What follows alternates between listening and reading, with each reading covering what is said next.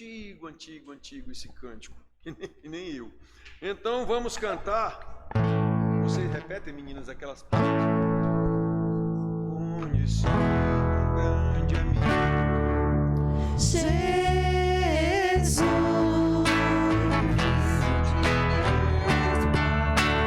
Filho de Deus Pai, seu nome é Jesus Cristo. Jesus,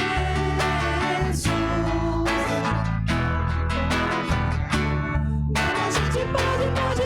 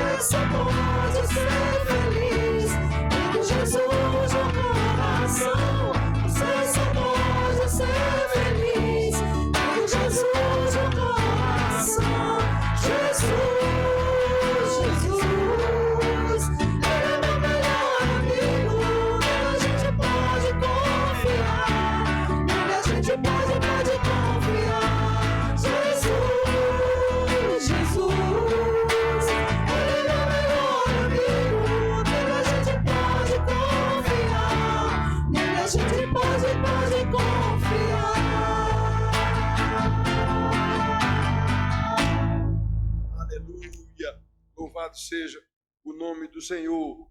Cadê Felipe? Microfone para Felipe. Aí, Felipe, tem um aí, não tem? Tem? Não, para orar. Ah, tá ruim da garganta? Então, outro que com a garganta melhor. Jane. Senhor nosso Deus, Pai maravilhoso, nós te exaltamos e te agradecemos por esse momento aqui na tua presença, te louvando, te adorando da beleza da tua santidade, Pai. Nos ajuda, Senhor, conduz o culto, Jesus, a palavra que vai ser pregada aqui, que possa tocar os nossos corações, Pai, para que não pequemos contra Ti, Pai. Nós te agradecemos em nome de Jesus. Amém. Amém. Louvado seja Deus pela vida dos irmãos que estão aqui. Louvado seja Deus pela vida dos que não vieram. Então, nós hoje temos a graça de Deus de estar conosco agora à noite, presbítero Uriel Filho, que a gente chama de Léo. Não é? Léo, que nem eu, é meio difícil de sair à noite. A gente tem dificuldade. Aqui na igreja temos esse olho aqui é muito ruim, então à noite é muito complicado. Léo, vocês sabem que tem problema cardíaco e prefere não sair à noite também, porque à noite é meio complicado da gente dirigir. A visibilidade fica muito curta, cai para 50%. Talvez a visibilidade, principalmente quem usa óculos e tudo, farol dos carros, uma série de coisas é complicado. E o pastor Antonino, que já está mais do que nós, já que ele é mais velho do que nós, 10 anos mais velho do que nós, pastor Antonino, ele, inclusive, não tem mais saído à noite. Vocês estão lembrados que há algum tempo Antonino não vem mais aqui pregar e tudo, e eu tenho acompanhado, conversado com ele. Hoje ele está em Recife. Não esqueçam todos. Sua esposa, Venlúzia, vai fazer outra cirurgia. Se eu não me engano, amanhã. Está marcado para amanhã o procedimento cirúrgico de Venlúzia. Já é a terceira cirurgia, pelo mesmo motivo. Faz, depois tem que refazer, e assim já vai na terceira vez, tá certo? Então oremos, fiquemos acompanhando o tempo todo o pastor Antonino em Recife com Venlúzia para esse novo procedimento. Uriel me disse hoje que ele também vai precisar fazer um outro procedimento, que eu e Léo, a gente já tem umas 20 cirurgias cada um. Então, mas a gente continua. Então, Léo, vem aqui à frente, presbítero Uriel, é quem vai trazer hoje para nós a palavra de Deus, a mensagem de Deus, que ele preparou para hoje, para nós. É uma bênção de Deus, vocês sabem, todos nós, é uma bênção de Deus, a vida do presbítero Uriel, a vida do presbítero Daniel, a vida do pastor Antonino, homens que mais velhos do que o velhinho, como eles me chamam, o velhinho aqui, eles são todos eles mais velhos do que eu, uma bênção, esses 4 velhos aqui, juntando tudo, dá quase 1 milênio lá do Apocalipse. Então, que Deus nos abençoe, e esse aqui é o nosso presbítero Uriel, que vai nos trazer a palavra hoje. Se eu sempre bato em cima do marca-passo. Ainda bem que bato devagar. A raiva tá pouca hoje. Olha aí, deu sinal de vida.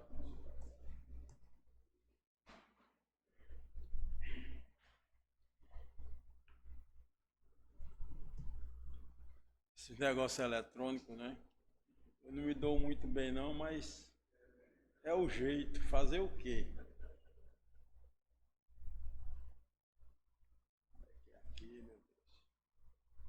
Bom, meus queridos, não vou esperar por isso não. Se ele quiser abrir, uma hora ele abre. Abriu. Não é? Hoje nós vamos falar sobre um personagem da Bíblia que realmente ele é uma pessoa para mim, né? E também acredito que para os irmãos, bastante significativa, né? Muitas vezes os personagens das Bíblias, na sua grande maioria, a pergunta é assim, não é? O que é que realmente Deus viu nesse personagem? Porque, por exemplo, Moisés, a Bíblia diz que não houve homem mais manso do que Moisés. Matou um. Abraão, não é? Abraão foi justificado pela fé. Mentiu. Disse que a Sara não era sua esposa. Ou seja, mas esse personagem que nós vamos ver hoje, se o negócio aqui abrir, né? Também se não abrir a gente vê do mesmo jeito. Mas abriu.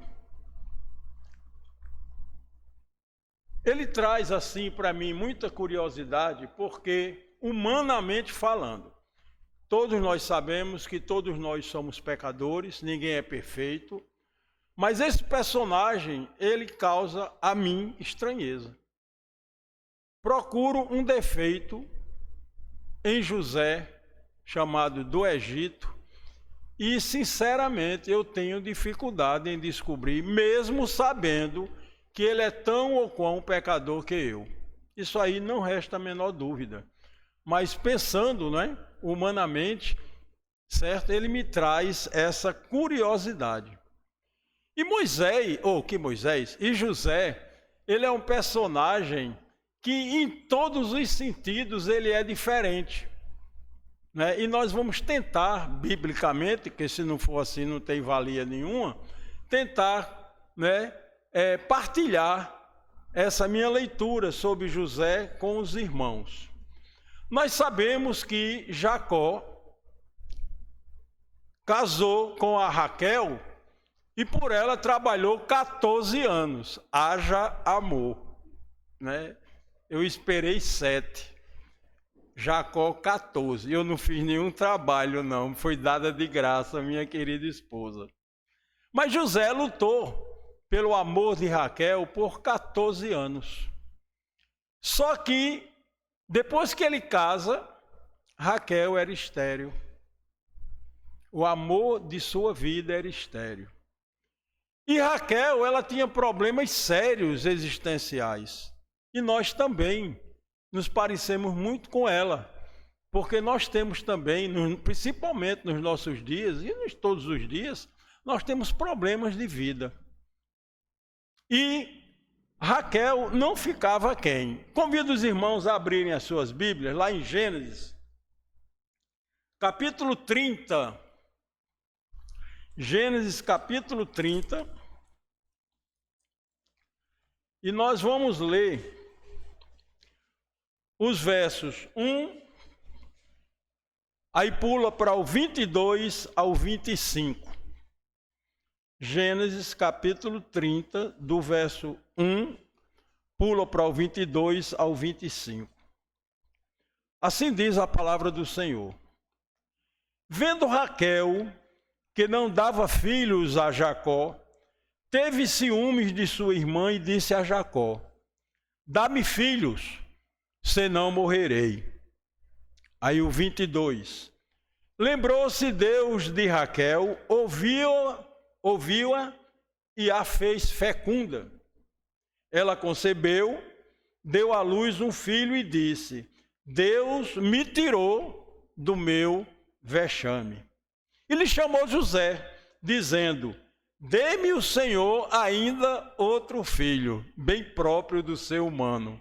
Mal teve um, já pede outro. Tendo Raquel dado à luz a José, disse Jacó a Labão, seu sogro: permita-me que eu volte ao meu lugar e à minha terra.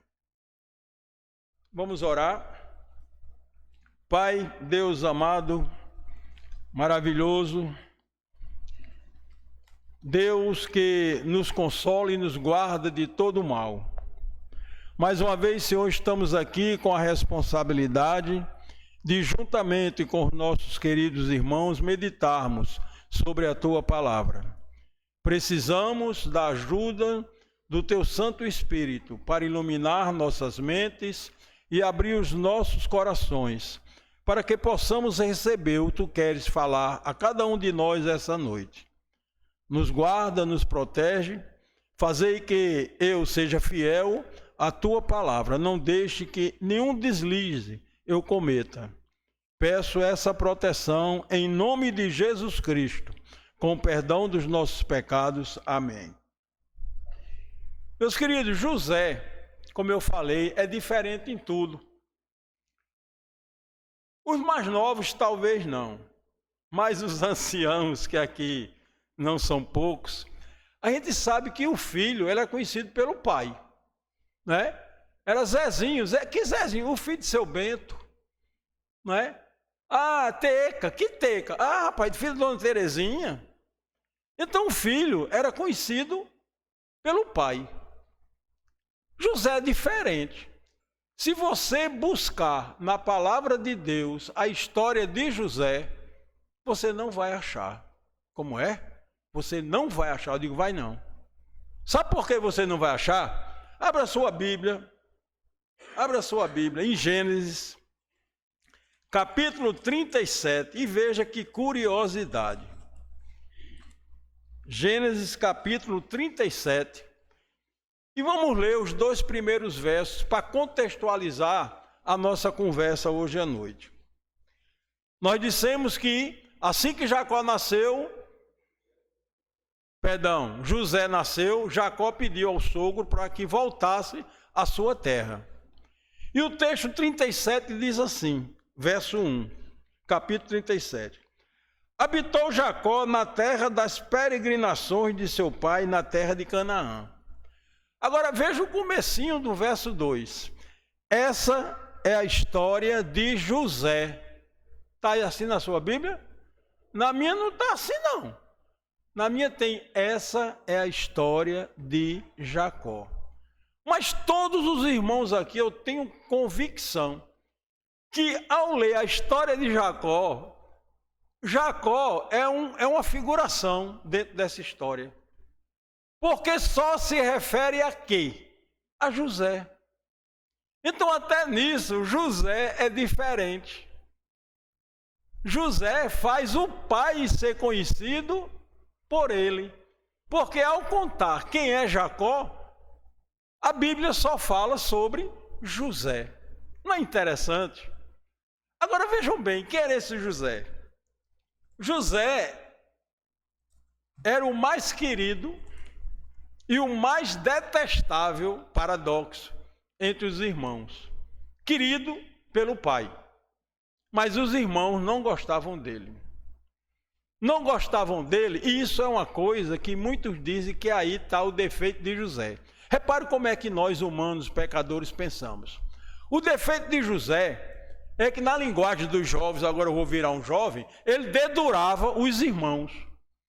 Tudo que os irmãos faziam de mal feito, ele contava ao pai.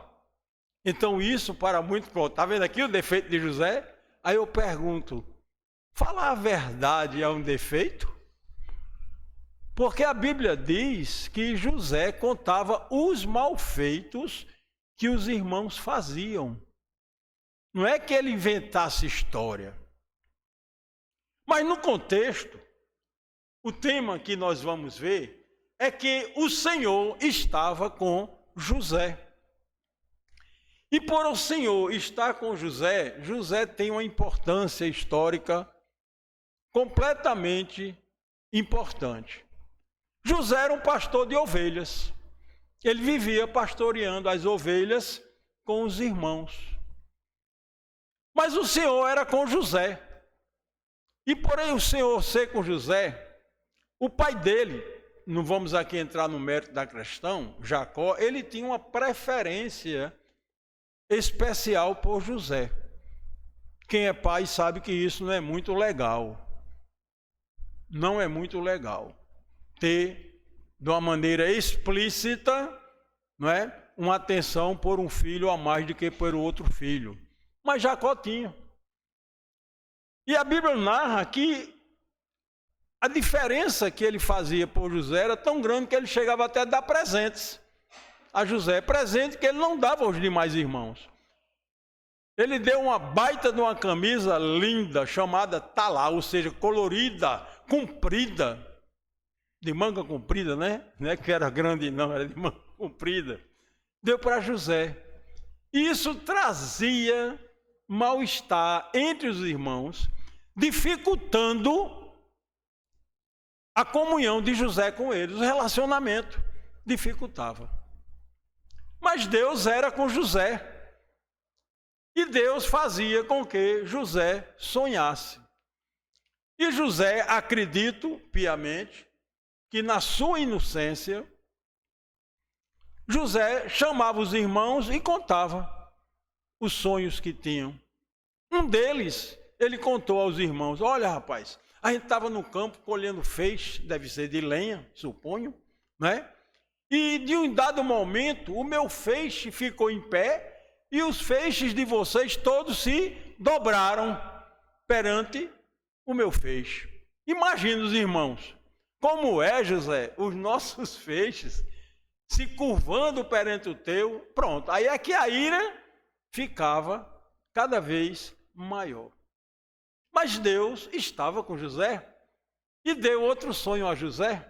E desta feita, José não somente narrou aos irmãos, porém também a Jacó. Ele contou o seguinte sonho, olha, eu estava dormindo e sonhei com o sol, a lua e 11 estrelas.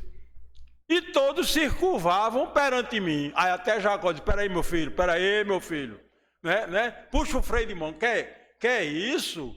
Você quer dizer que eu, sua mãe, toda a nossa casa vai se ajoelhar perante você? Mas é interessante, a Bíblia diz que mesmo repreendendo José, quando eu falar José, vocês sabem que é Jacó, quando é Jacó, sabe que é José, viu? Então veja bem, mesmo sabendo que José, né, para ele passou da medida, mas a Bíblia diz que ele guardava aquilo em seu coração. E assim era a vida de José quando tinha 17 anos de idade. Essa era a idade de José.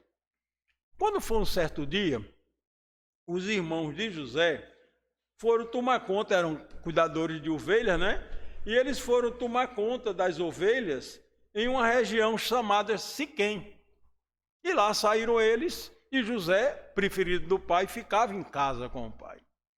Mas o tempo passou, o pai preocupado, Jacó preocupado, disse, meu filho, eu queria que você fosse, né, a Siquém, olhar lá como é que está seus irmãos, como é que está tudo bem, tá, para você dar notícia.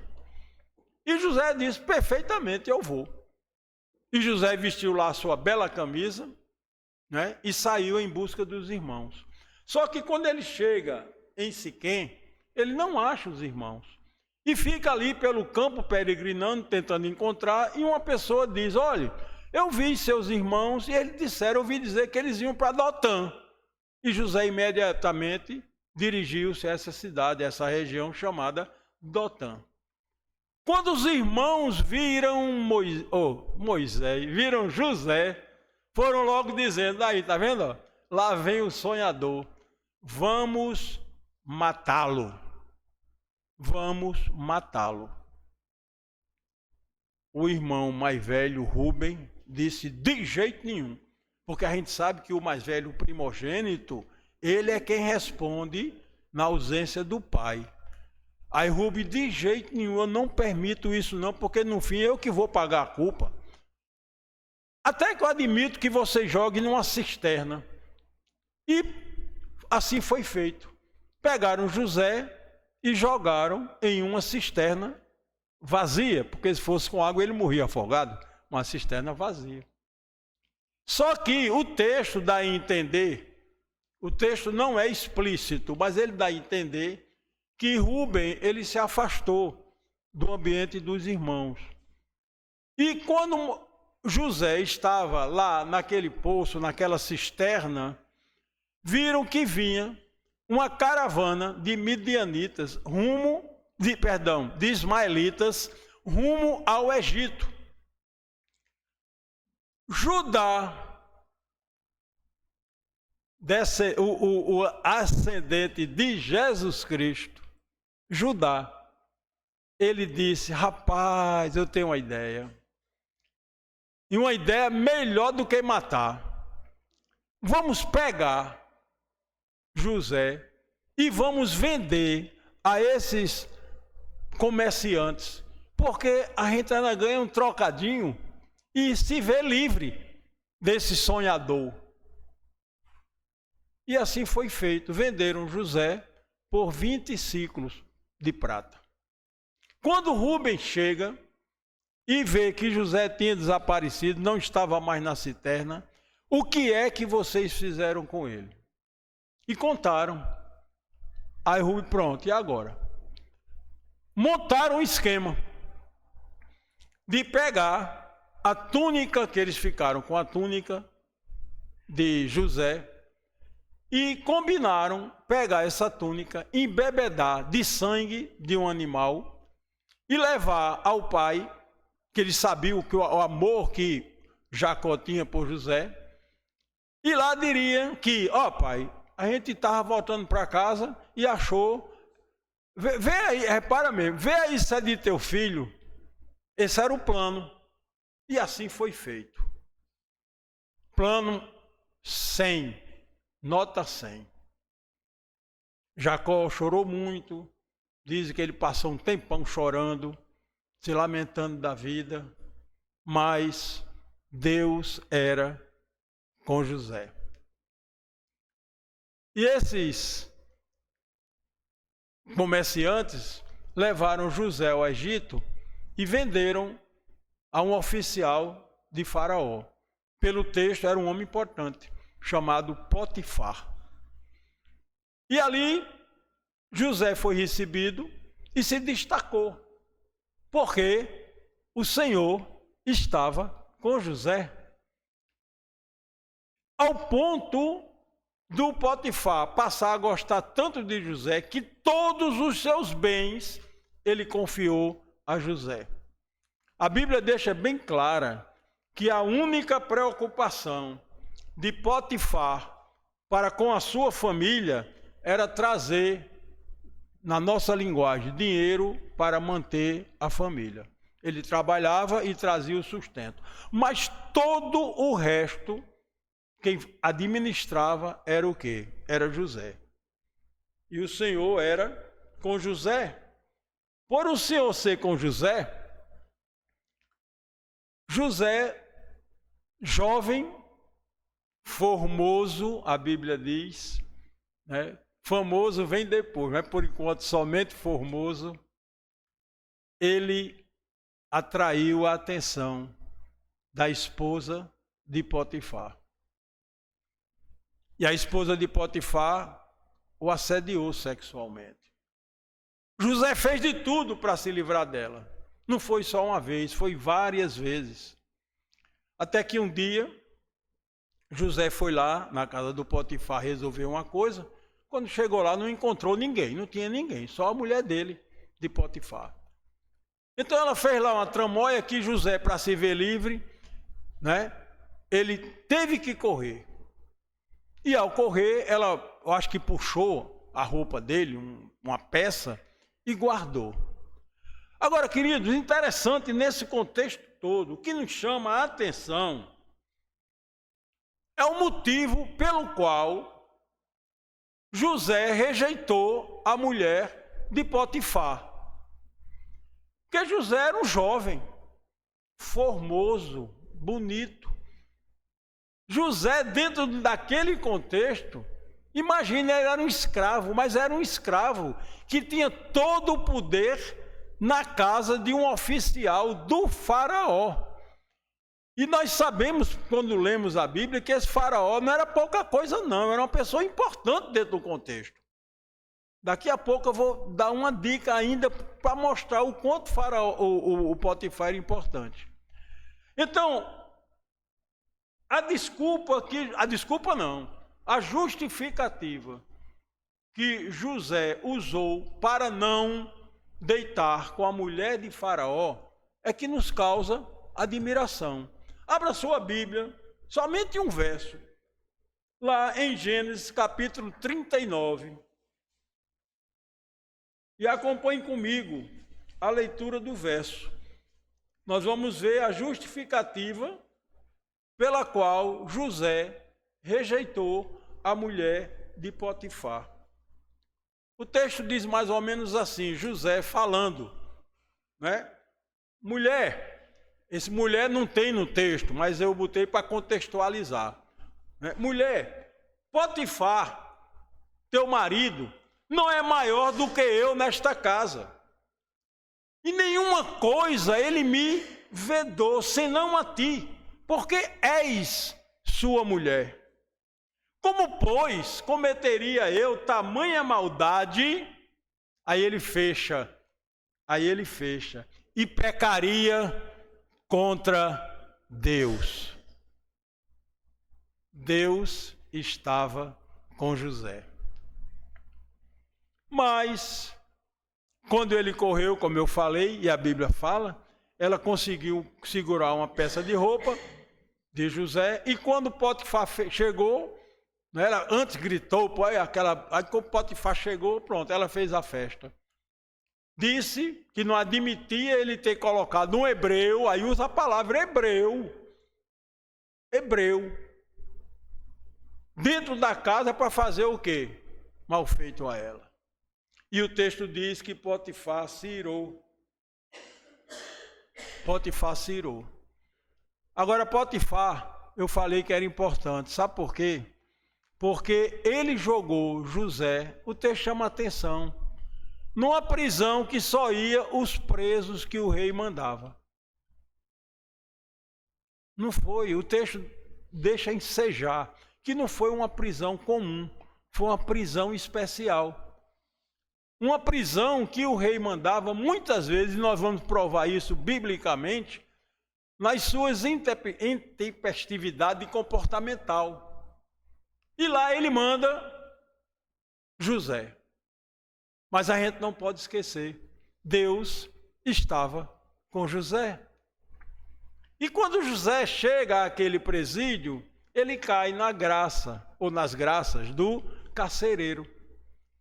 Ao ponto de o carcereiro, com o tempo, ter tanta confiança em José, que entregou toda a administração do presídio a José. José sabia de tudo, José fazia tudo. Era tudo nas costas de José. E nessa prisão, José conheceu 2 homens. Homens esses, repare bem, que estavam lá porque foi o faraó que mandou colocar. Um é chamado de copeiro-chefe. Era aquele que servia diretamente ao faraó. E outro é identificado como padeiro-chefe. O texto nos mostra que José era tão assim ligado, ele fazia as coisas que tinha que fazer com tanto amor, que um dia pela manhã ele olhou para essas duas pessoas, né, para o padeiro e para o copeiro. Ué, vocês estão tristes? O rosto de vocês estão com semblante assim caído? O que é que está acontecendo? Aí o copeiro disse: rapaz, é o seguinte, a gente teve um sonho e ninguém sabe interpretar. Mas Deus estava com José. E José diz: realmente, só quem sabe interpretar sonho é Deus. Me conte. E o copeiro-chefe confiou em Moisés e contou. Ele disse: rapaz, é o seguinte, eu sonhei com 3 ramos numa parreira. E desses 3 ramos, nascia uvas suculentas, belas. E eu com um copo, o cálice de Faraó à mão. E eu mesmo espremia aquelas uvas, o sumo da uva caía no cálice e eu oferecia diretamente ao Faraó. Aí José disse: meu irmão, é o seguinte, esses 3 ramos significa 3 dias. Significa que em 3 dias você vai ser chamado de volta para novamente voltar a trabalhar com o Faraó. Agora, por favor, quando você for voltar lá às suas funções, quando a raiva do Faraó passar e te chamar, por favor, lembre-se de mim, interceda por mim junto a Faraó. Diga a Faraó que eu estou aqui, que eu não fiz nada. Eu estou aqui, como a gente diz, de graça. Interceda, por favor, por mim. Pode deixar, pode deixar. Eita, o que acontece? O padeiro, ouvindo a história, achou legal a interpretação do sonho, aí criou coragem e disse: olhe, eu vou lhe contar também meu sonho. Diga aí que Deus vai interpretar. Aí ele disse: olhe, eu vinha com 3 cestos na cabeça, cheio de manjares para Faraó. Tudo que tinha naquele cesto era para Faraó. Mas as aves comiam. O que é que isso quer dizer? Aí José disse: meu irmão, esses 3 cestos também quer dizer 3 dias. Só que em 3 dias Faraó vai mandar arrancar sua cabeça e te pendurar no madeiro. E exatamente aconteceu. Depois de 3 dias que ele narrou ou interpretou aqueles sonhos, o padeiro estava com Faraó no dia do aniversário de Faraó. E o decreto da morte do padeiro saiu. Só que Deus estava com José. E o padeiro simplesmente esqueceu de tudo que José fizera, não intercedeu nada por José, simplesmente esqueceu. E José continuou ali por 2 anos naquela prisão. Mas Deus estava com José. Depois de 2 anos, Faraó teve um sonho. Sonhou que estava no Nilo. Do Nilo saía 7 vacas belíssimas, gordas, cheias, bonitas, e pastavam. Do mesmo rio saía 7 vacas magérrimas, esqueléticas. Só que essas vacas magras, feias, comiam, engoliam as vacas gordas, bonitas. E o faraó se acordou. Mas aí depois, pegou no sono de novo. Aí ele sonhou, desta feita, não mais com 3 vacas. Ele sonhou com espigas, também no Nilo, 7 espigas bonitas, recheadas de grãos, belíssimas. Quando menos espera, 7 espigas mirradas, secas. E essas 7 espigas engolem as espigas bonitas. Faraó acorda. Depois, ao amanhecer do dia, a Bíblia dá a entender que nos primeiros momentos da manhã, ele manda chamar todos os seus sábios, seus adivinhos, porque ele estava perturbado com aquele sonho. Só que nenhum daqueles adivinhos, de Faraó, aqueles sábios de Faraó, conseguiram interpretar. Mas o Senhor estava com José. Aí é nesse momento que o copeiro-chefe se lembra e se dirige a Faraó e diz: Faraó, está lembrado que o Senhor me jogou naquela prisão merecidamente? Isso não tem na Bíblia, não. Pois é, quando eu estava lá, tinha lá um rapaz que interpretou não somente o meu, mas também daquele que o Senhor mandou arrancar a cabeça e pendurar no madeiro. E aconteceu exatamente como ele interpretara. E ele disse que era Deus que interpretava. O faraó imediatamente manda trazer esse rapaz. Aí lá vai José se barbear, tomar um baita de um banho, e ele vai à presença de Faraó. Chega lá, Faraó, antes de narrar, ele logo diz: eu não faço nada a não ser através do meu Deus, porque quem interpreta é Deus. Porque Deus está comigo. E Faraó conta o sonho, que eu já contei aqui, não vou repetir, só vou lembrar das vacas e das espigas. Exatamente como ele contara aos magos. E José diz: olha, veja bem, esse sonho dobrado representa uma coisa, que são personagens, posso chamar de personagens diferentes, mas tem o mesmo sentido. Isso quer dizer que é porque vai acontecer e rápido. É por isso que Deus deu dobrado, porque realmente isso vai acontecer. Vai haver no Egito 7 anos de fartura imensurável. Tudo que plantar vai dar, vai ser uma bonança jamais vista. Só que depois de 7 anos, se prepare, porque a seca vai ser grande, a miséria vai ser grande, e o Egito, se não tomar cuidado, vai passar por necessidade.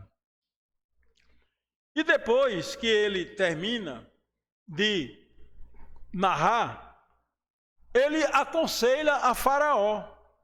Ele dá conselho a Faraó. Ele diz: olha, o senhor devia fazer o seguinte: o senhor devia contratar ou arrumar, o senhor é Faraó, uma pessoa para administrar isso.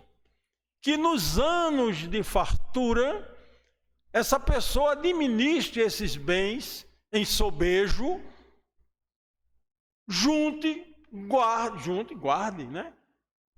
Estoque, para quando vier a fome, vocês ter como sobreviver. E é desta feita, queridos, que não mais,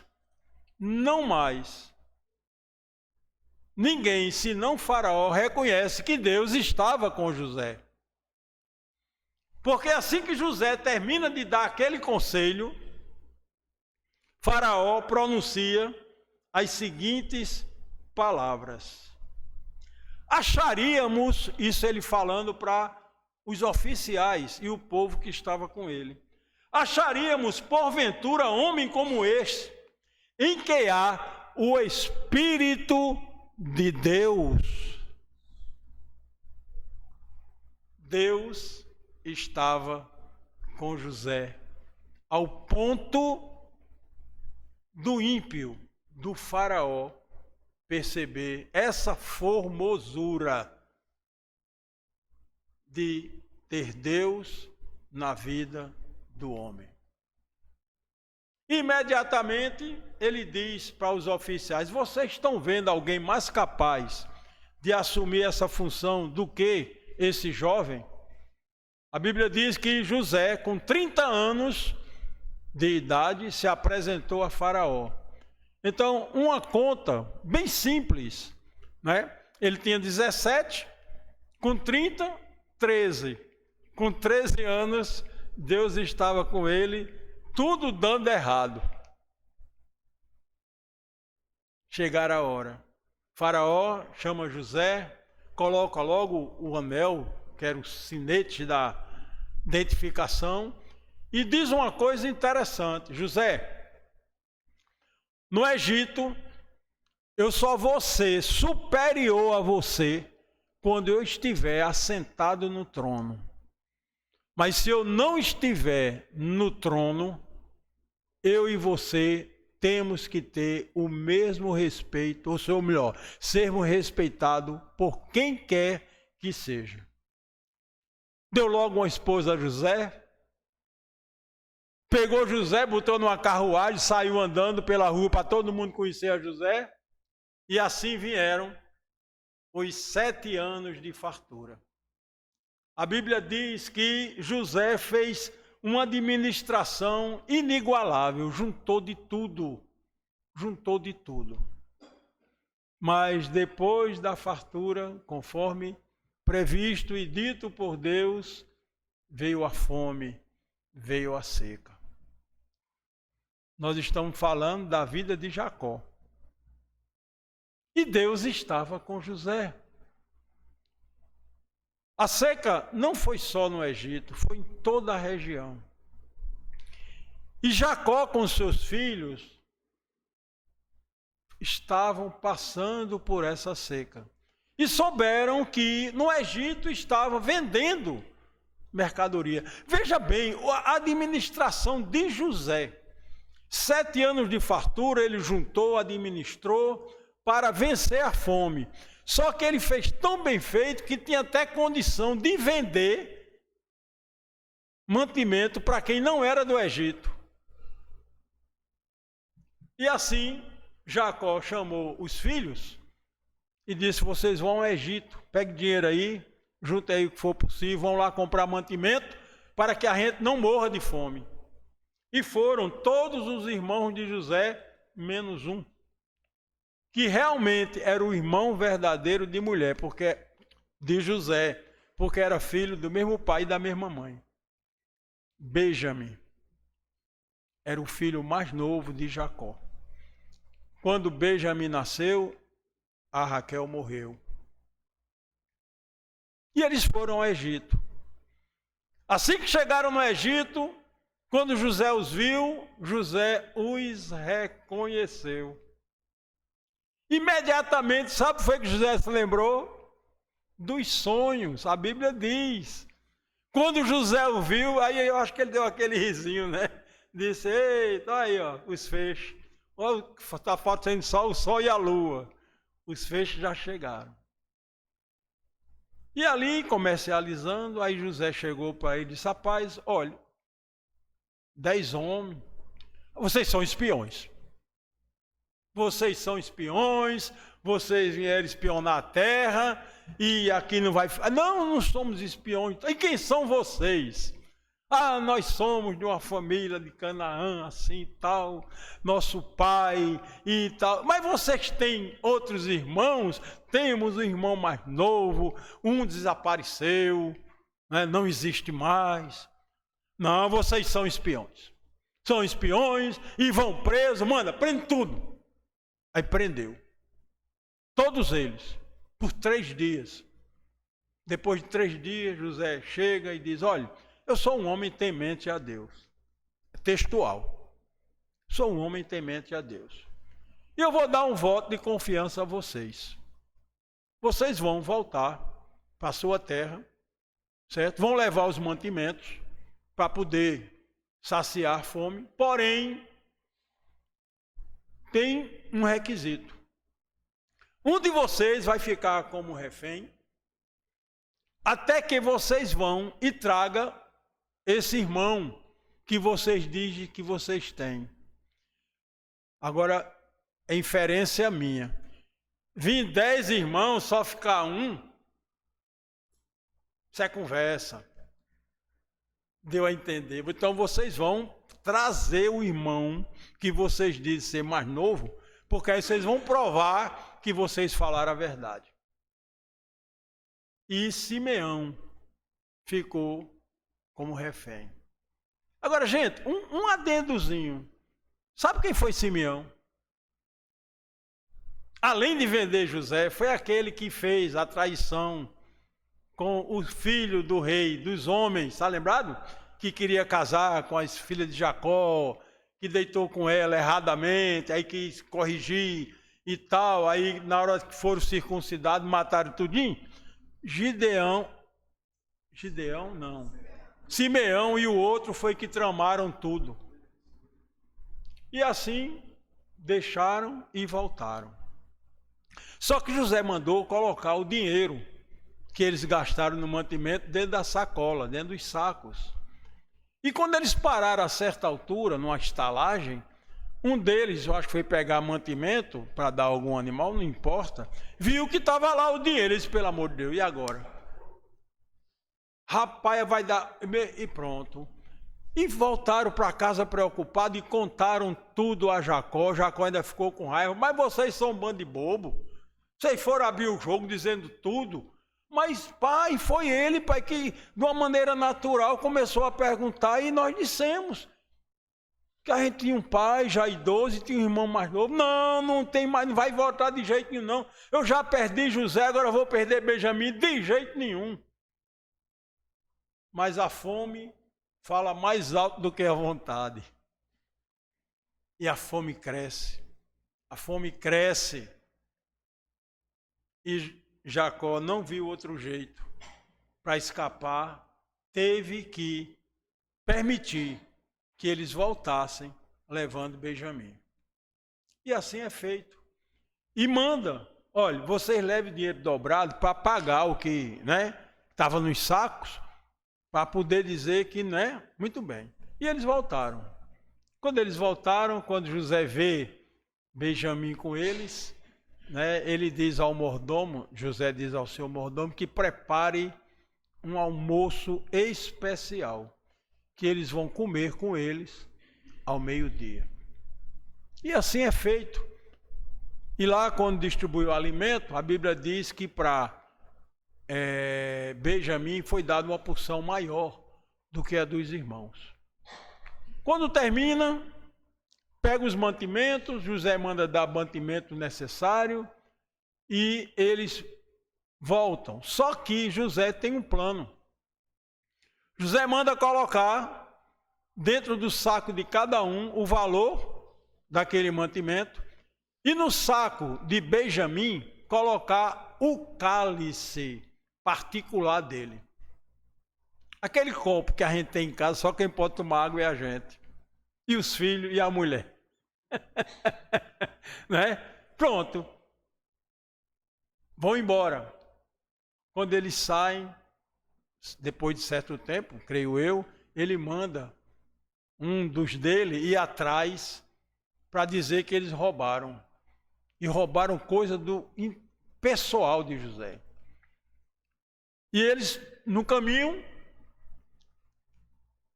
eles são atacados no bom sentido, não atacados de bater, mas por esse oficial de Faraó, por esse homem que ele mandou, dizendo que eles são ingratos, porque além de darem, ainda mais roubarem, principalmente roubaram o cálice de Faraó, Aí eles, de jeito nenhum, então não sei, vamos ver. Quando abriram, o cálice estava lá no saco, na sacola de Benjamim. Volta, está tudo preso. E eles voltam. Aí, Judá, isso é interessante, é porque o tempo é curto, a gente não pode se detalhar muito. Judá é quem toma as vezes e narra toda a história, toda a vida, dizendo que eles tinham errado. E tem um momento lá que José, ele não consegue mais segurar. E ele manda que todos se retirem, e os deixe somente com os irmãos. E ali ele se apresenta aos irmãos.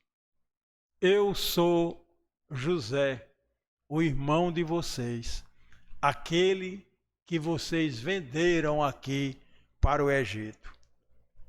Vocês imaginam o medo dos irmãos? Imaginam o medo dos irmãos? Mas, queridos, como nós dissemos, enfatizamos aqui, Deus estava com José. E quando Deus está com o homem, do jeito que Moisés era o homem mais manso da face da terra e matou um, só que matou antes de conhecer a Deus, José foi trabalhado por Deus. E a proximidade de José com Deus era tão grande que, por o Senhor estar com José, ele deu sabedoria a José de entender toda aquela conjuntura. Se você abrir Gênesis capítulo 45, vocês vão ver como era realmente o coração de José trabalhado por Deus. Gênesis 45, 3 versos, 5, 7 e 8. Diz assim: agora, pois, José falando aos irmãos amedrontados, esperando vir o quê? A rebordosa. José diz: agora, pois, não vos entristeçais, nem vos irriteis contra vós mesmos por me haverdes vendido para aqui, porque para a conservação da vida Deus me enviou adiante de vós. Verso 7. Deus me enviou adiante de vós para conservar vossa sucessão na terra e para vos preservar a vida por um grande livramento. Aí ele fecha. Assim, não foste vós que me enviastes para cá, e sim Deus que me pôs por pai de Faraó e senhor de toda a sua casa e como governador em toda a terra do Egito. O Senhor era com José. Qual a aplicação dessa belíssima história de José?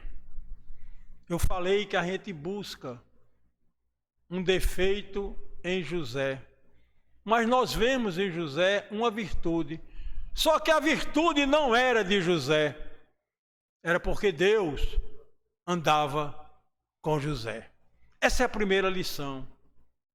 Se virtude, porventura, há em mim, não nasce na minha natureza, mas ela vem da natureza do Santo Espírito de Deus. Espírito esse que foi reconhecido pelo próprio Faraó que habitava em José.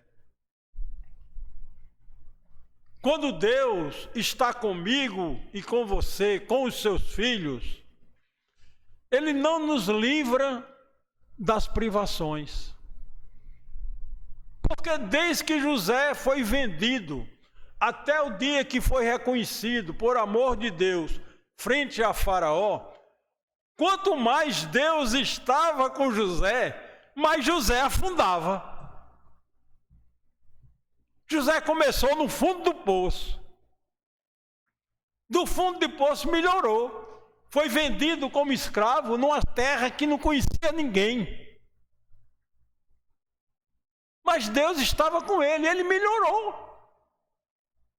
A mulher de quem o deu guarida, o que lhe deu confiança, disse que ele estava sendo traído por ele. E Deus estava com José. Melhorou, Deus o colocou numa cadeia. Boletim de hoje. Qual o título? Deus onisciente. Esse é aquele ditado. Quando nós estamos indo pegar o caju, Deus já vem com a castanha assada. Esse é o Deus que nós adoramos. Esse é o Deus que está conosco todos os momentos. Agora, nós não podemos sair daqui sem uma reflexão. Deus estava com José. E José sabia, tinha consciência que tudo o que aconteceu com ele foi providência divina, porque Deus tinha uma missão específica, direta, objetiva e única para José. Agora Deus anda comigo. Qual é a missão que Deus tem para mim?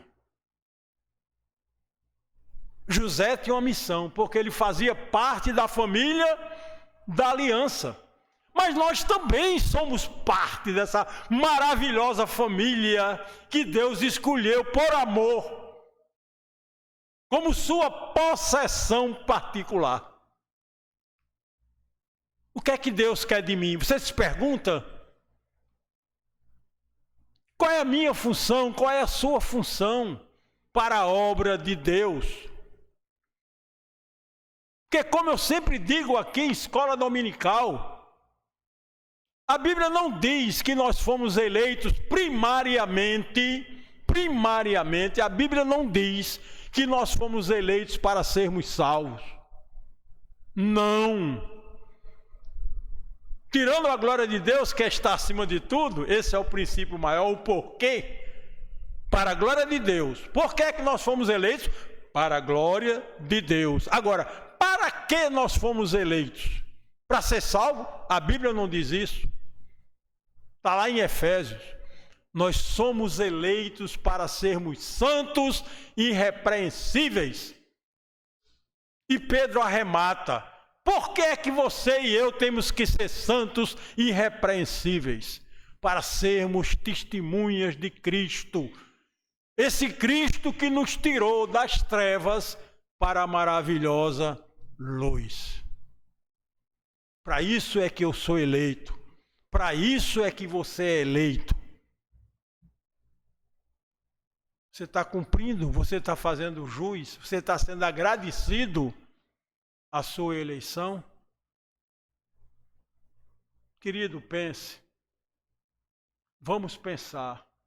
O que é que nós estamos fazendo para cumprir o papel da nossa eleição? O Deus que andava com José deu a ele sabedoria e pôs no coração o propósito da existência de José.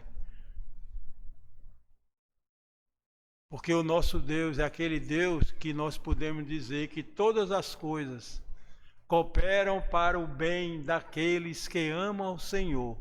Mas o texto continua.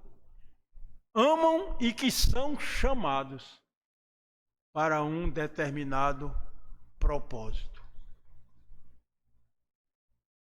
Até não fazer nada, se Deus quiser da gente, é um propósito. E é nessa reflexão que nós vamos encerrar esse momento, pedindo a Deus que essa palavra tenha guarida em nossas mentes e corações. E vamos agir porque ainda é tempo. O céu já é aqui. O reino já foi implantado. Só que é agora e ainda não. Mas nós já vivemos no reino de Deus. Esse não é o nosso lar. Nós somos aqui peregrinos. E assim vamos, durante essa semana, sermos sal e luz da terra. Que Ele nos abençoe. Vamos orar? Pai querido, Deus maravilhoso, muito obrigado pela Tua palavra. Que ela tenha, Senhor, realmente, seja uma semente, como Tu mesmo disseste, guardada em nosso coração, mas que ela brote, que ela dê frutos. E que nós, Senhor, tomemos o propósito de exercermos aquilo que nos convocaste para que nós fôssemos testemunhos de Jesus Cristo. Que nossa vida seja espelho, que nossa palavra seja branda, com amor, explicando quem é Jesus Cristo e a importância que Ele tem para a vida de todo aquele que Tu escolheste para Ti. Perdoa, Senhor, os nossos pecados. Dá-nos uma semana abençoada. Esteja conosco todos os momentos, para que nós possamos ter paz e assim possamos peregrinar esse nosso caminhar enquanto existência. Sê conosco, em Cristo que nós te oramos. Amém.